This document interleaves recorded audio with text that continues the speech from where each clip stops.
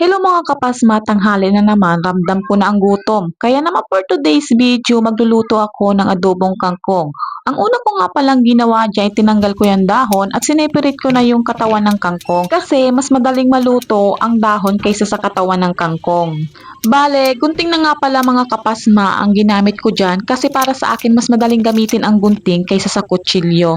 Pagkatapos ko ngang guntingin yung katawan ng kangkong, bale naghiwa na rin ako dyan ng bawang at sibuyas. Dini nga ni sa labas mga kapasma, inumpisahan ko na ang magdupong ng apoy. Kahoy nga pala ang aking gagamitin dyan kaysa bumili ako ng 10 pisong uling, isang lutuan lamang. Sabi ko nga ni kahoy na lang aking gagamitin at libre pa. Nakapagpaapoy na ako dyan, nagsalang muna ako saglit ng mainit na tubig. Kahit nga katanghali ang tapat, ako'y napaibig magkape. Ika nga, Kope Isinalang Slay. ko na ang kawali at nang mainit na ngani ay inimpisahan ko na ang paggigisa. Bale, inuna ko ang mantika, sinunod ko ang bawang at sibuyas. Habang hinahalo ko, naaamoy ko na yung bawang at sibuyas. Grabe ang pagkabango mga kapasma. Parang gusto ko nang ahunin, samya pa lang, ulam na. Huy, wag Luto na ang naman. samya, sunod kong nilagay ang katawan ng kangkong.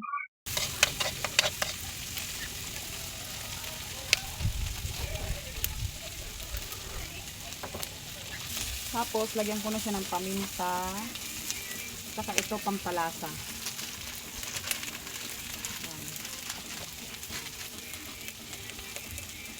Halo-halo.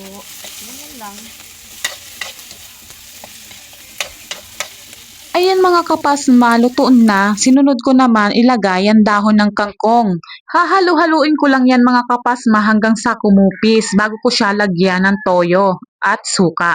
Habang ako'y nagluluto dyan, ay nahigop-higop ko nga ni iyang kape na tinimpla ko kanina. Ayan mga kapasma, kumupis na kaya nilagyan ko na ng toyo. Nilagyan ko rin ng konting tubig para may konting sabaw naman.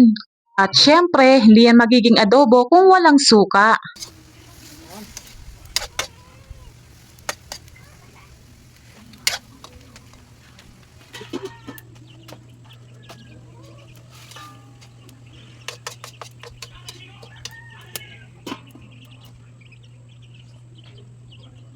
So ayan mga kapasma, luto na ang aking adobong kangkong.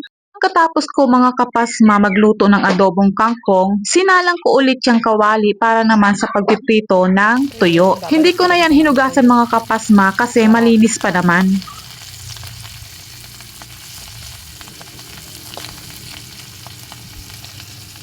Yan mga kapasma, luto na ang aming ulam for today's video. Bye! Thank you for watching!